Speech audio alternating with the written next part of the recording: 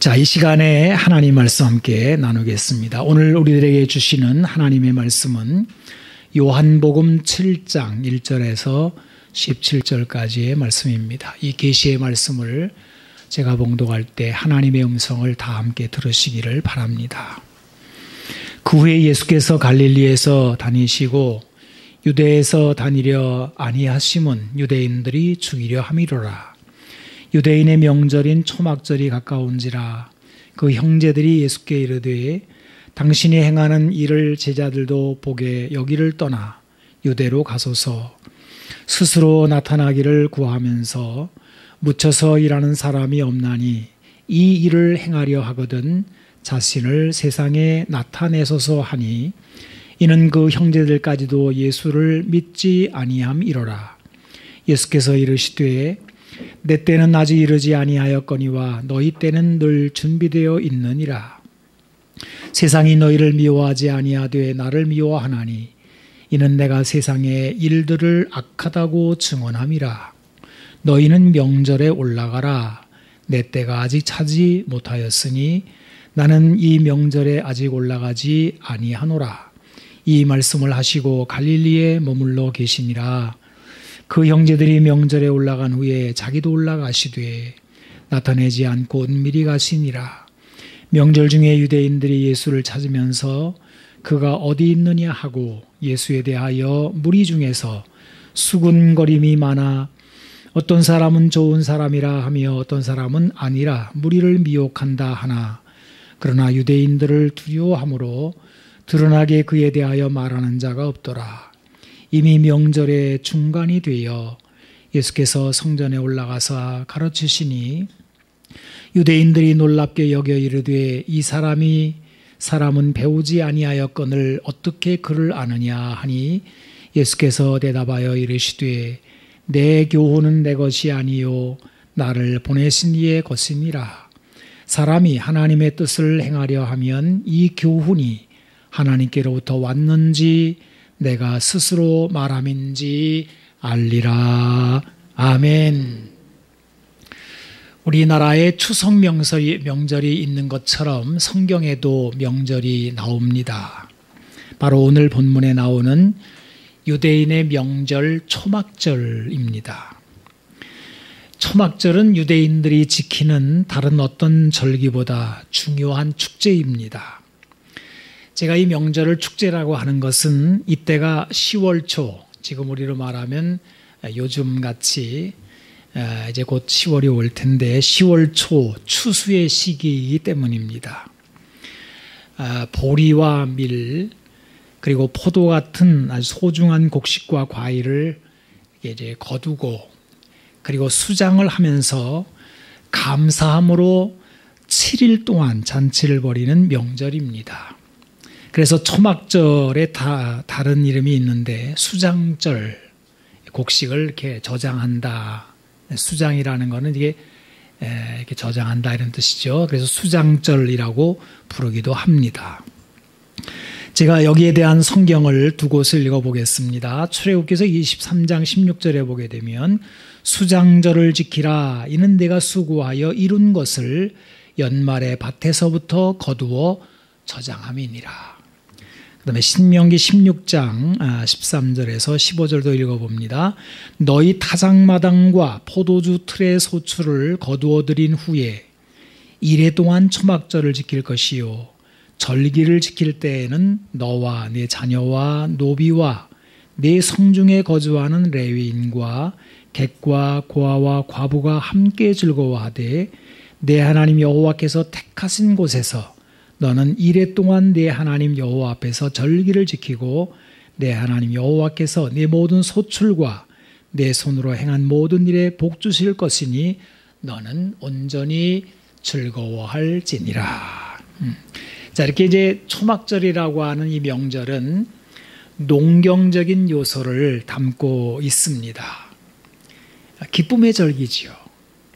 예, 여러분 뭐니 해도 명절이 즐거우려면 먹을거리가 풍성해야 되지 않겠습니까? 마침 가을철에 이렇게 막 풍성하게 곡식을 거두고 과일을 거두고 하니까 그냥 잘 사는 사람이나 못 사는 사람이나 어린아이나 노인이나 또 지나가는 나그네 또 노예일지라도 다 같이 일주일 동안 잔치하는 그런 명절입니다.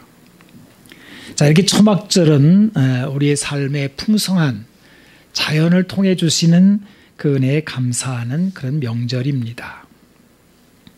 그런데요, 초막절은요, 이렇게 농사를 풍성하게 하는 그 요소만 있는 것이 아니라 역사적인 의미를 담고 있는 명절이기도 합니다.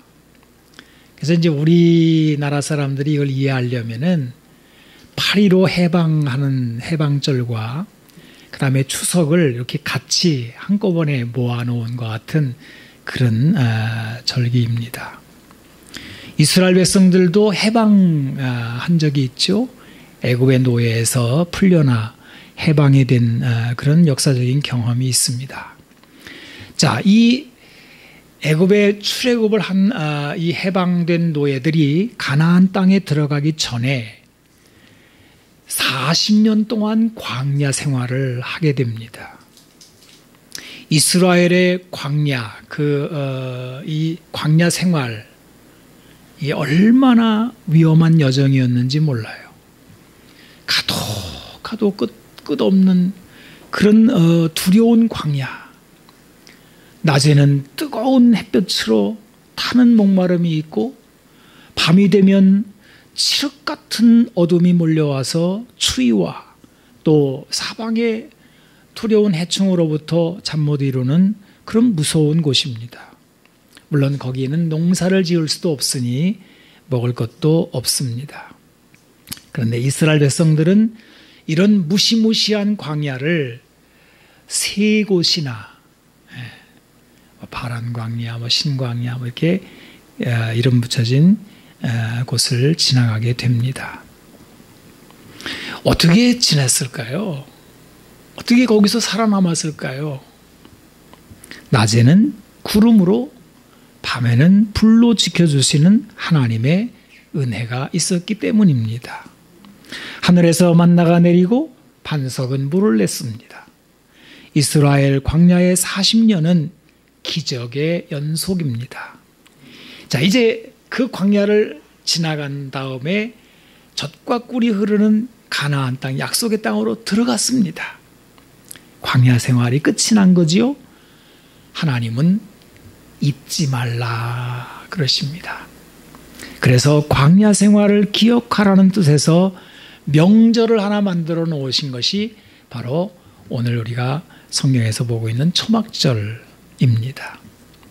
자, 여기에 대한 레위기 23장 말씀을 좀 읽어보겠습니다. 39절에서 43절까지인데요.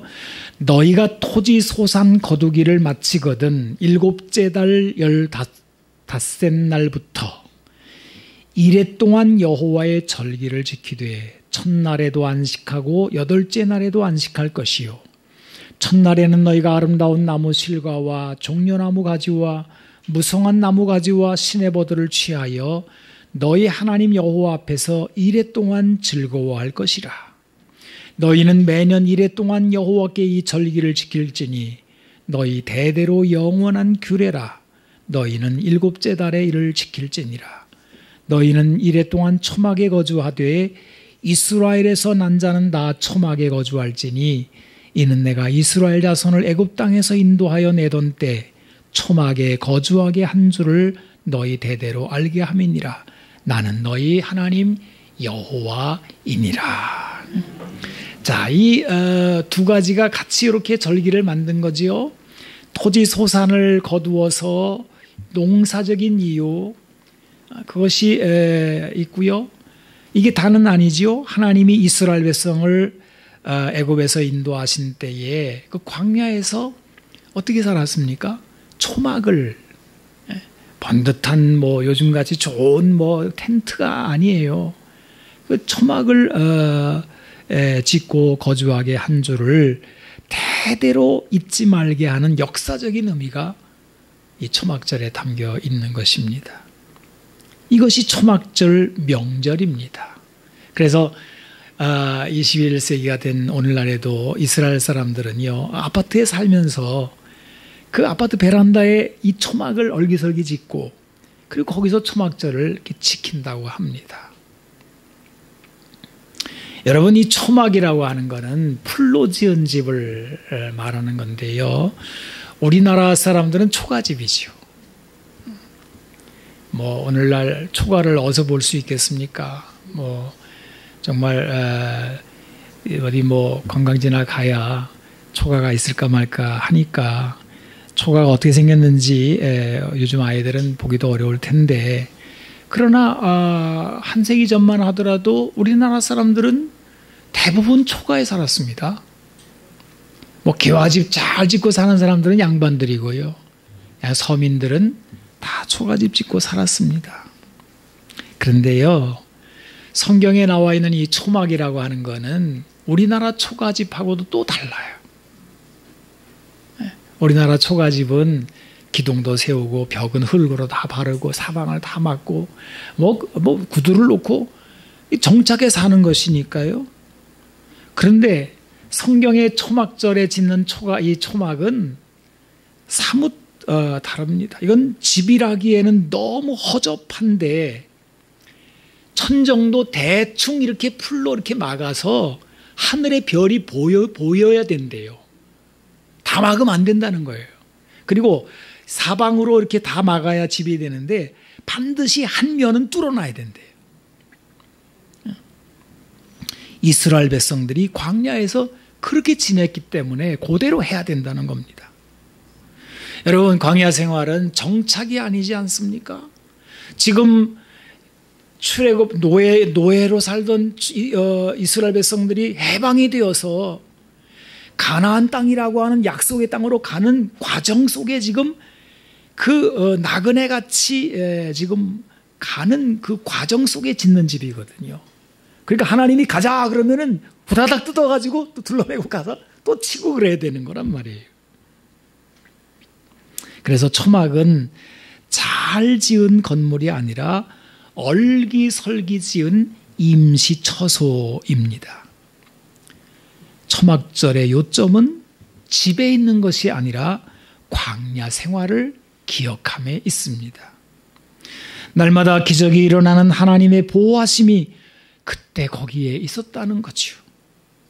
초막을 짓고 한 주간을 명절로 삼은 것은 이스라엘 백성들이 이제 풍성한 땅에 들어가 정착하고 살 때에도 거기 풍성한 것 다 있지만 그래도 하나님의 은혜가 없이는 약속의 땅, 젖과 꿀이 흐르는 땅일지라도 인생을 살 수 없다라고 하는 것을 기억하라는 것입니다. 여러분, 하나님의 은혜가 없이는요, 아무리 풍경이 환경이 좋고 정착에 살아도 살 수 없다. 이거 착각하지 말아라 라고 하는 것이 바로 초막절의 중요한 메시지입니다. 이제 물리적인 광야 생활은 끝났지만 인생의 광야는 여전하다는 거죠. 가나안 땅은 광야와 달리 먹을 물이 도처에 있는 곳이지만 인생의 목마름까지 끝이 난 것은 아닙니다. 칠흑 같은 광야의 무서운 밤이 어찌 물리적인 것뿐이겠습니까? 우리 인생 자체가 죄와 죽음으로 어둡고 슬픕니다. 가나안 땅은 광야와 다르지만 하나님의 은혜는 여전히 필요합니다. 이것이 초막절의 목적입니다. 광야 같은 세상에서 생수와 같은 은혜, 구름기둥, 불기둥 같은 은혜가 하나님께로부터 여전히 있어야 우리가 살 수 있음을 기억하게 하는 것이 초막절의 주 내용입니다. 여러분, 이제 오늘 우리가 읽은 성경이 요한복음인데요. 이 요한복음 7장과 8장 이 두 장은 바로 초막절이 배경입니다. 초막절을 이해를 못하면 요한복음 7장, 8장을 알 수가 없어요. 이게 뭔 얘기인지를 못 알아듣게 됩니다. 명절 끝날 이 초막절의 명절이죠. 예수님이 선포하시는 말씀을 들어보십시오. 7장 37절에서 39절 명절 끝날 곧 큰 날에 예수께서 서서 외쳐 이르시되 누구든지 목마르거든 내게로 와서 마셔라. 나를 믿는 자는 성경의 이름과 같이 그 배에서 생수의 강이 흘러나오리라 하시니 이는 그를 믿는 자들이 받을 성령을 가리켜 말씀하신 것이라. 이 유대인들은요, 이 초막절 명절이 되면 아주 중요한 행사를 예루살렘에서 하나 행하게 되는데, 그게 뭐냐면 대제사장이 실로암 못에 가서 물을 길어다가 성전 번제단 위에다 붓는 일을 합니다. 근데 그때 그 쓰는 그릇은 금주전자라고 해요. 여러분, 그릇만 봐도 이게 얼마나 중요한 행사인지 알겠죠? 그죠? 금으로 된 주전자를 갖다가 저 예루살렘 성전 저 위에 있고 저 밑에 실로암 못에 가서 거기서 물을 떠다가 그 제단에다 이렇게 붓는 거예요. 자, 이건 왜 이렇게 할까요? 왜 이걸 초막절에 할까요? 바로 이스라엘 백성들이 광야를 지날 때 반석에서 물이 나와서 먹고 산 것을 기억하는 그런 행사를 하는 거예요. 자, 여기에 대해서 우리 출애굽기서 17장을 보겠는데요. 무슨 일이 있었죠? 예, 출애굽기서 17장 3절에서 6절을 보게 되면 거기서 백성이 목이 말라 물을 찾으매 그들이 모세에게 대하여 원망하여 이르되 당신이 어찌하여 우리를 애굽에서 인도해 내어서 우리와 우리 자녀와 우리 가축이 목말라 죽게 하느냐. 모세가 여호와께 부르짖어 이르되 내가 이 백성에게 어떻게 하리이까. 그들이 조금 있으면 내게 돌을 던지겠나이다. 여호와께서 모세에게 이르시되 백성 앞을 지나서 이스라엘 장로들을 데리고 나일강을 치던 내 지팡이를 손에 잡고 가라. 내가 호렙산에 있는 그 반석 위 거기서 내 앞에 서리니 너는 그 반석을 치라. 그것에서 물이 나오리니 백성이 마시리라. 모세가 이스라엘 장로들의 목전에서 그대로 행하니라. 여러분, 이 사건을 우리가 구약 성경에서 이제 읽었는데요. 이스라엘 백성들이 이제 광야로 이제 들어왔어요. 뭐 숫자도 어마어마하죠. 동물들도 많지요. 다 이 먹고 마시고 해야 되는 그런 생명체들입니다. 애들도 있고 뭐 노인도 있고 약한 사람도 있고 뭐 다 있는데, 이게 뭐 처음에는 뭐 해방됐다 그래가지고 막 야 이제는 노예에서 해방됐네 신난다 그러고 박수치고 나왔는데 홍해를 딱 건너자마자 광야가 딱 이렇게 한 3일 길쯤 가니까 이거는 뭐 먹을 것인지 마실 물 다 떨어졌어요. 여러분, 물이라고 하는 거는요, 이게 먹어도 되고 안 먹어도 되는 건 아니에요. 먹는 음식은 뭐 한 주일 굶어도 안 죽습니다. 근데 물은 이게 뭐 한나절만 안 먹어도요 벌써 몸에 이상이 생기고요. 더더욱이나 햇볕 쫙 내리쬐는 그런 광야에서 물이 떨어졌다 생각해 보세요. 난리가 난 거예요. 난리가 났어요.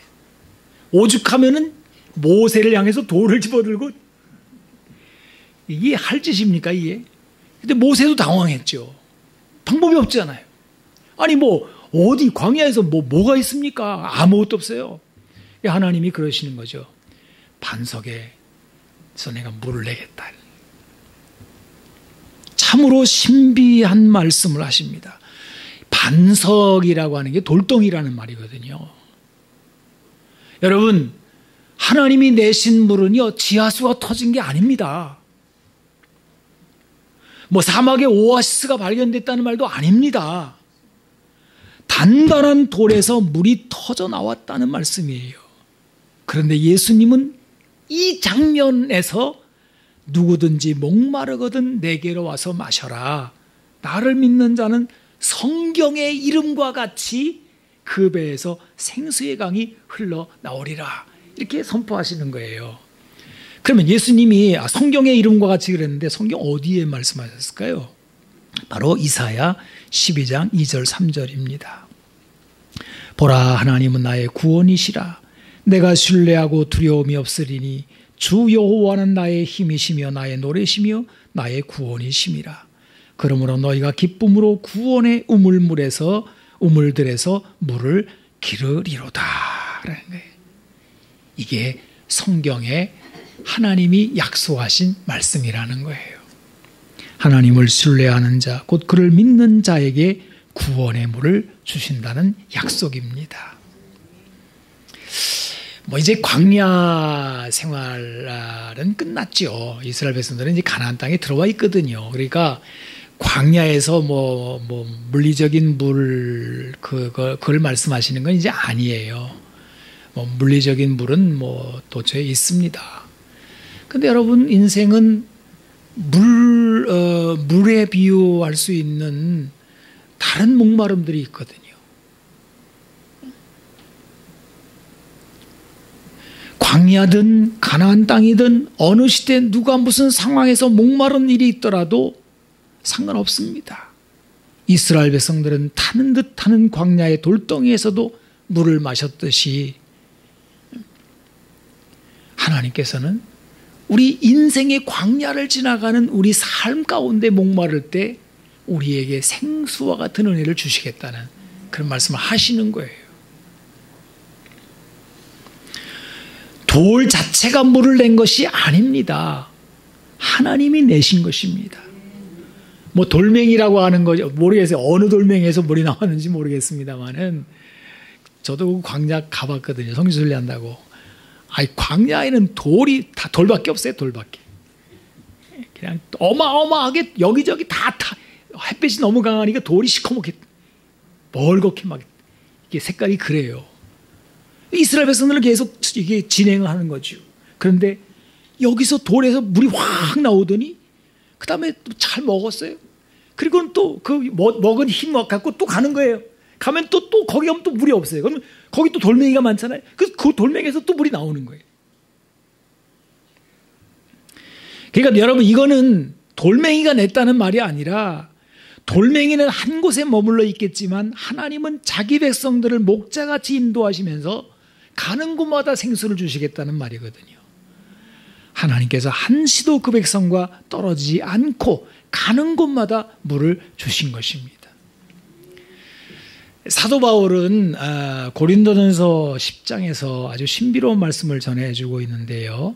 우리 조상들이 출애굽하여 광야 생활을 할 때 이렇게 말하면서 하는 선포예요. 4절에 이렇게 나옵니다.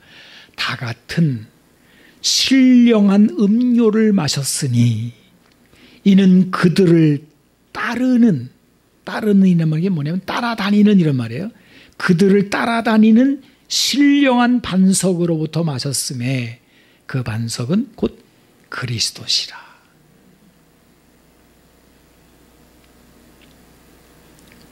이 말씀은 이스라엘 백성들이 광야에서 생수를 마신 것이 그리스도라고 하는 신령한 반석으로부터 마신 것이라는 설명입니다.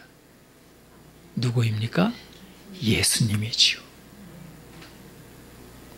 예수님은 초막절에 자신을 드러내십니다. 누구든지 내게로 와서 마셔라. 광야에서 마신 물과 또 다른 성령의 생수를 주시겠다 그러는 거예요. 여러분, 이 두 가지 이야기 사이에 연관성을 잘 이해를 하시는 게 좋겠습니다. 역사적으로는 이스라엘 백성들이 광야를 지나면서 거기는 진짜 물이 필요한 곳이니까 반석에서 물을 내셨는데 그 반석은 예수님이었다는 거예요. 근데 오늘날 우리는 물은 많죠. 근데 우리 인생의 목마름이 막 많은 거예요. 근데 예수님은 성령님이라고 하는 생수를 우리 속에 두어서 시원한 삶을 살게 하겠다는 거예요. 이렇게 연결해 주시는 거라 그 말이에요. 여러분, 인생의 목마름은 무엇일까요?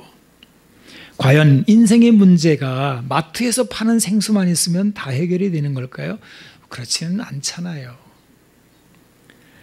사람은 모든 것이 다 주어져도요, 목이 마를 수 있는 존재입니다. 이 목마름은 그 어떤 것으로도 해결될 수 없습니다.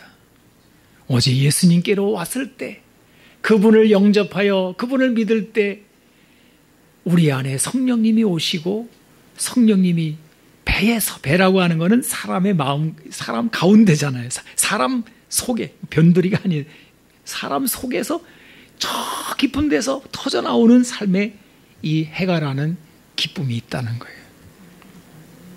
이거로 해갈이 된다라고 하는 것입니다. 톨스토이 여러분 뭐 너무 유명한 이제 사람이니까 러시아의 대문호이잖아요.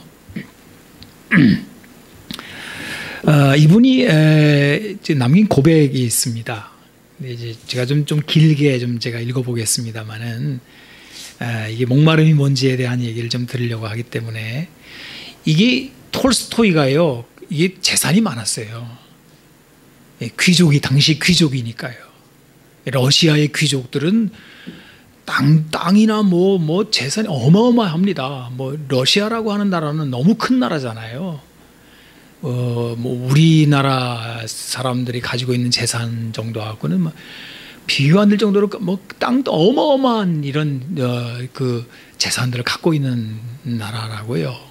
근데 거기 그때 리 톨스토이가 귀족이에요, 귀족. 또 장가도 잘 들어가지고 자식들도 많이 낳았어요. 그래서 이제 그렇게 이제 그런 배경을 가지고 이제 이분이 무슨 얘기를 했는지 한번 들어보세요. 나에게 사마라 지방의 땅 25제곱킬로미터가 주어지고 말 300필이 생기게 되었는데 그래서 뭐 어떻다는 거지? 아이들 교육도 도대체 뭘 위해 그래야 해? 라는 의문이 떠올랐다. 어떻게 하면 사람들이 잘 살 수 있을까 곰곰이 생각하다가도 나와 무슨 상관인데 내가 쓴 작품들 덕분에 얻은 명성에 대해 생각하다가 그래 좋다. 내가 고골리나 푸시킨, 셰익스피어보다 아니 세상의 모든 작가들보다 더 유명해진다 치자. 그래 뭐 어쨌다는 말이야.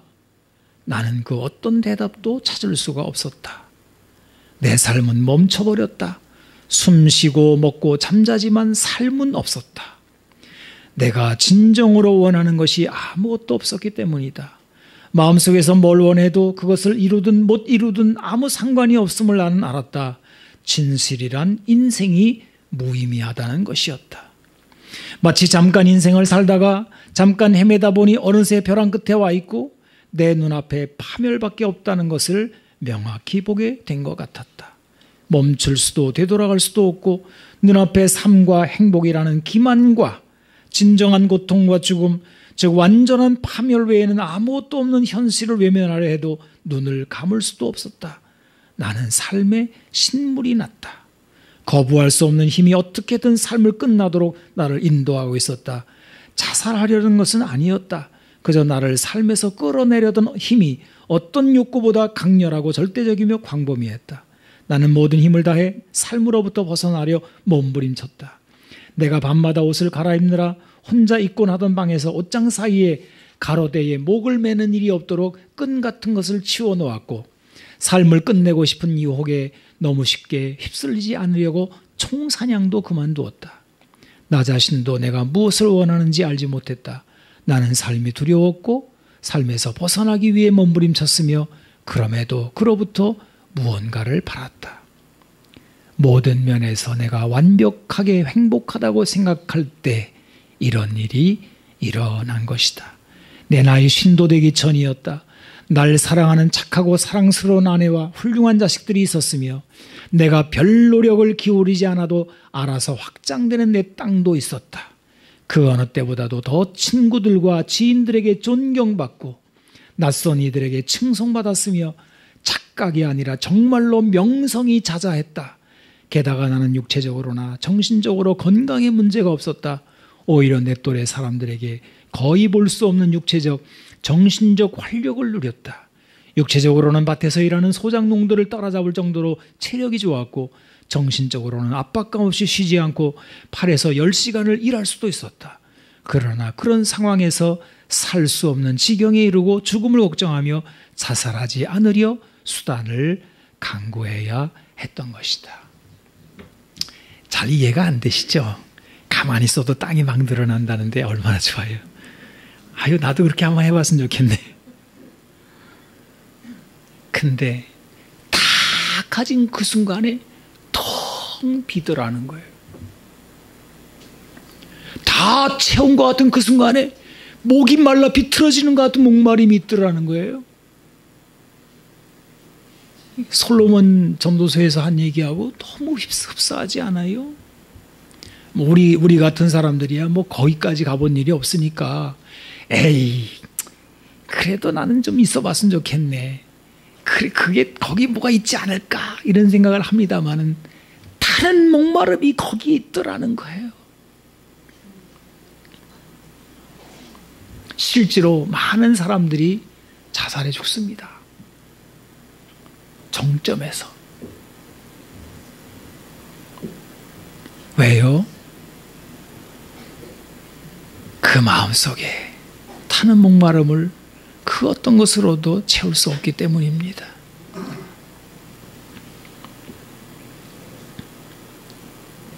예수님은 이런 자들을 향하여 지금 외치시고 있습니다. 명절 끝날 곧 큰 날에 예수께서 서서 외쳐 이르시되 누구든지 목마르거든 내게로 와서 마시라. 나를 믿는 자는 성경의 이름과 같이 그 배에서 생수의 강이 흘러나오리라 하시니 이는 그를 믿는 자들이 받을 성령을 가리켜 말씀하신 것이라.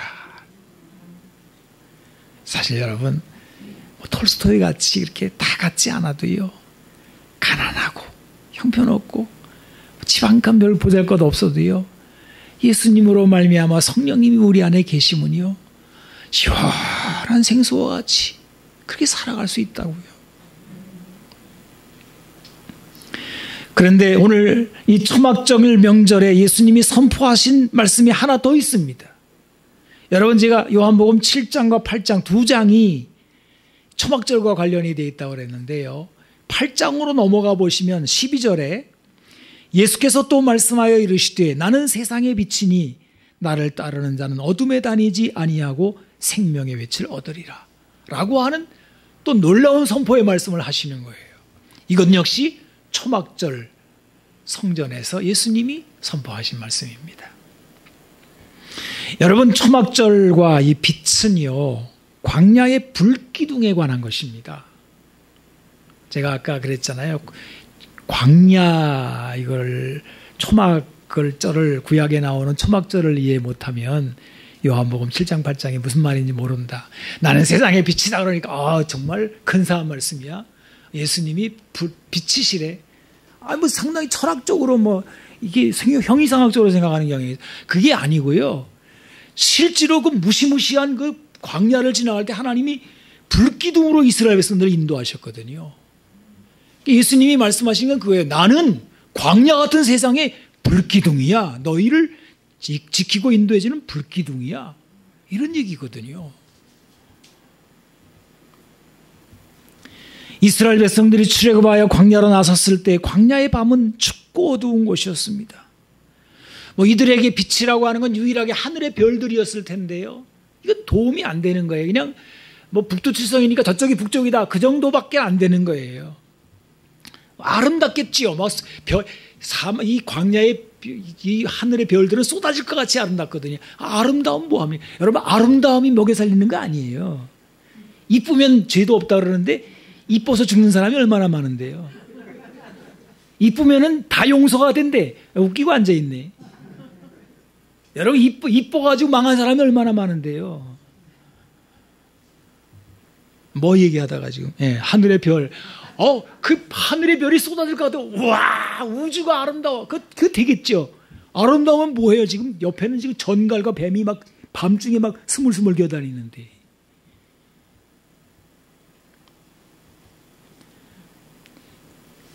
하나님은 낮에는 구름으로, 구름 기둥으로, 밤에는 불 기둥으로 이스라엘 백성들을 보호하시는 거예요.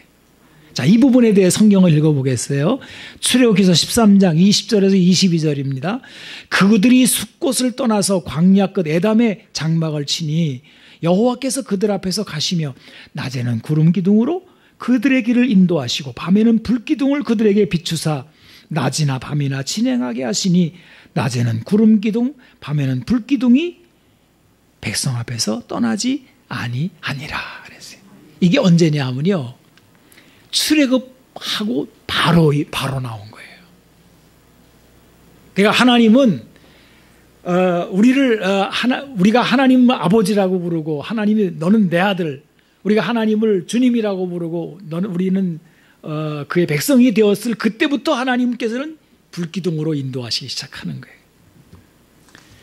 그리고 출애굽기서가 끝나는 부분인 40장 34절 이하를 보게 되면 이 구름과 불기둥이 아주 중요한 한 곳과 연관되어 있는 것을 말씀해요. 그게 뭐냐면 성막입니다. 자, 여러분, 출애굽기서 40장 34절에서 38절 제가 읽어볼게요.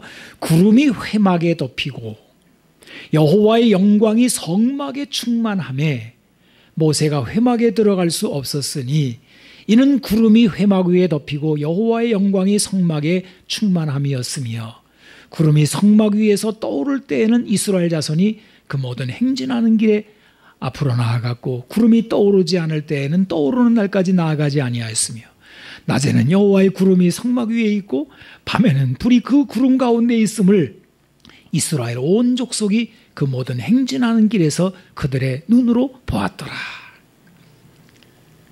그리고 이 말씀이요, 한 번 더 나와요. 출애굽기서 40장에 나온 이 말씀이 민수기서의 9장에 가면 또 한 번 나옵니다. 민수기는 광야에서 이제 채비를 마치고 실제로 행진이 시작되는 실제 액션 상황에서 주어지는 이제 말씀입니다. 그래서 민수기 9장 15절 17절도 한번 읽어볼게요. 성막을 세운 날에 구름이 성막 곧 증거의 성막을 덮었고 저녁이 되면 성막 위에 불 모양 같은 것이 나타나서 아침까지 이르렀으되 항상 그러하여 낮에는 구름이 그것을 덮었고 밤이면 불 모양이 있었는데 구름이 성막에서 떠오를 때에는 이스라엘 자손이 곧 행진하였고 구름이 머무는 곳에 이스라엘 자손이 진을 쳤다 그럽니다. 우리 예수님은 이 구약의 말씀들을 놓고 나는 세상의 빛이니 나를 따르는 자는 어둠에 다니지 아니하고 생명의 빛을 얻으리라 이렇게 선포하신 것입니다. 크고 두려운 광야, 뱀과 전갈이 있는 곳, 한 번 발을 잘못 디디면 한순간에 목숨을 잃을 수 있는 그곳에 하나님은 불기둥으로 하나님의 백성들을 보호하셨습니다. 이들은 이 빛에 의지하여 광야를 한 발짝 한 발짝 무사히 건넌 것입니다. 여기서 중요한 것은 불기둥 그 자체가 아니라 하나님의 임재하심. 다시 말씀드립니다. 하나님이 그들과 함께 계셨다라고 하는 것입니다. 성막에 하나님이 임재하여 이스라엘 백성들과 동행하심이 중요한 거예요. 불기둥은 이에 따른 하나님의 선물일 뿐입니다. 예수님은 하나님이 보내심을 입은 임마누엘, 내가 너희와 함께한다. 하나님이 우리와 함께한다. 이게 임마누엘이잖아요. 임마누엘이 신약 성경에 처음 나오는 게 마태복음 1장 예수님 탄생하실 때 보라 처녀가 잉태하여 아들을 낳을 것이요 그의 이름을 임마누엘이라 하리라 하셨으니 이를 번역한즉 하나님이 우리와 함께 계시다 함이라. 여러분, 예수님은 광야와 같은 이 세상을 비추는 하나님의 불기둥 임마누엘, 우리와 함께 하시는 하나님이십니다. 이 빛이 비추이는 곳에는 두려움이 없어요.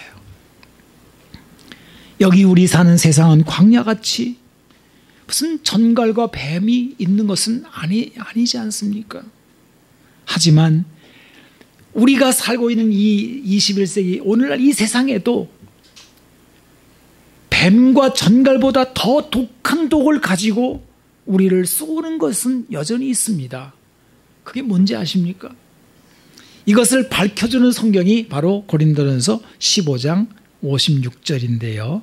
짧아요, 말씀이. 그러나 중요합니다. 사망이 쏘는 것은 죄요, 죄의 권능은 율법이라. 죄와 율법은 광야의 전갈이나 뱀보다 무섭습니다. 혹시 여러분 전갈에게 쏘여서요, 혹은 뱀에게 물려가지고 이렇게 죽어가는 사람 혹시 보신 적이 있나요? 저는 어려서 시골에 살았기 때문에 뱀을 많이 봤어요. 근데 늘 조심하라고, 뱀에 물리면 안 된다고 그래서 이제 주의를 많이 받고, 그런데 그래도 뱀에 물리는 사람들이 종종 생깁니다. 일단 물리면 붓죠. 퉁퉁 부어요. 그래도 뭐 우리나라에는 고브라 같은 뭐 이런 맹독성 그런 뱀에 비하면 우리나라 뱀은 그래도 좀 약한데, 고브라 같은 거에 물리면요, 몇 시간 만에 그냥 이 신경계통을 독이 타고 들어가서 이게 마비시키잖아요. 그냥 금방 개워 물고 그냥 죽습니다. 정갈도 마찬가지고요. 그런데 죄가 쏘는 거는 전갈과 뱀보다 더 독한 것을 쏜다는 거예요.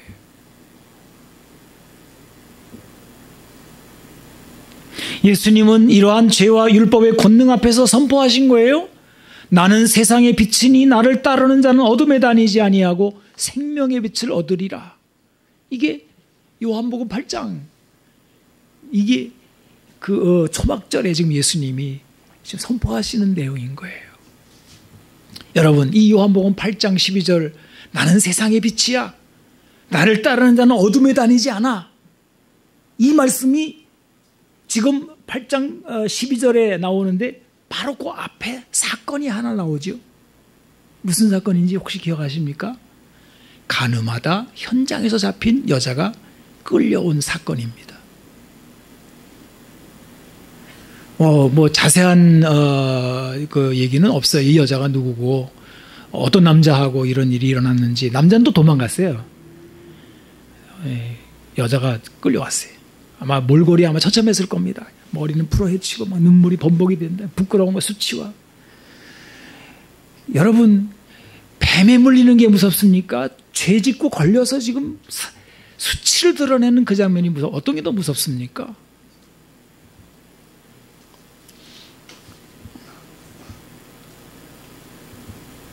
율법에 따르면 이 여인은 돌로 쳐 죽여야 합니다. 그래서 율법이 또 쏘는 게 되는 거예요. 권능을 갖고 있는 거예요.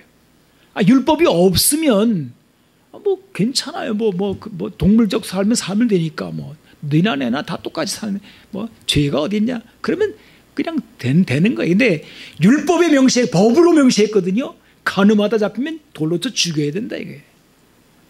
현장에서 잡혔습니다. 이 여인은 죄와 율법에 쏘여 죽을 운명에 놓인 것입니다.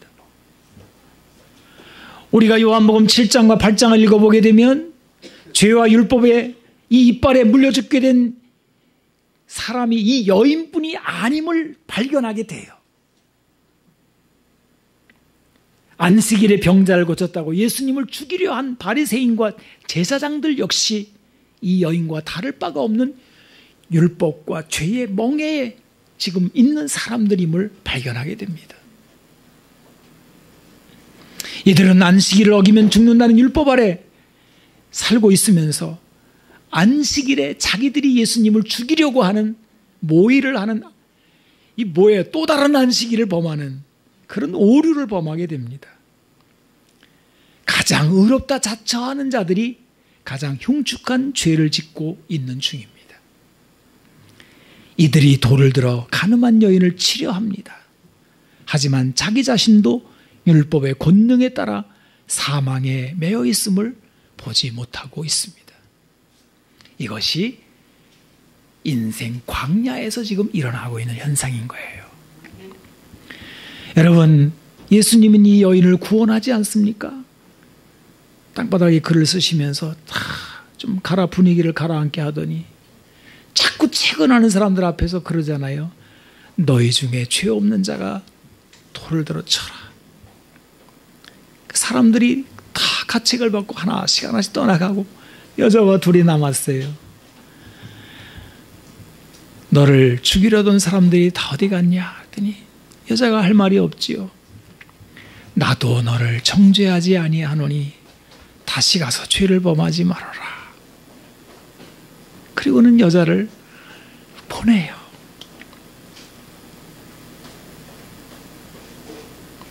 어디서 이런 일이 일어났어요? 예루살렘 성전에서. 언제 일어났어요? 초막절에. 초막절의 예수님, 그 예수님은 세상의 빛이시며 생명의 생수이십니다. 기도하겠습니다. 하나님 감사합니다. 우리는 물리적인 광야를 지나가는 건 아니지만 인생의 광야를 지나가면서 때로 목마르며 때로 위협을 당하며 어둠 속에 곤고한 삶을 살 때가 얼마나 많은지요. 그때마다 주님께서 말씀하시기를 내게로 와서 마셔라. 내가 세상의 빛이니 나로 말미암아 다녀라. 말씀하시오니 감사합니다. 주여, 우리 추석 명절에 초막절의 명절을 기억하며 예수님을 따라 그 빛으로 살게 하여 주시고 이 험악한 광야에서 주님 우리의 모든 삶을 살아갈 수 있도록 능히 이 광야를 건너갈 수 있도록 주여 인도하여 주시옵소서. 주님 감사합니다. 우리가 주님 빛 아래 그 생수 아래 살고 있음을 감사합니다. 주님의 그 생수가 우리 안에 성령으로 항상 배에서 솟아나게 하여 주시고 주님의 빛이 우리의 어둠을 밝혀 죄와 사망의 권세에서 우리를 건지시며 항상 평안하게 하시고 그 어떠한 상황에서도 두려워하지 않게 하시고 믿음으로 승리케 하여 주옵소서. 우리 구주 예수님의 이름으로 기도하옵나이다. 아멘. 아멘.